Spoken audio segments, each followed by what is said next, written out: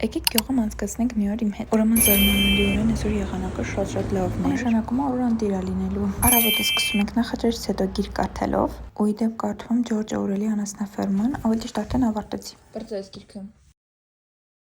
Հիմա մազերն ենք կարգի բերում, որ շատ վատ վիճակում է, ու ոդքասթ ենք լսում։ Ու եկա որվա իմ ամենասիրելի պահը։ Այսքանը պետք է տեղափոխեմ բալկոն։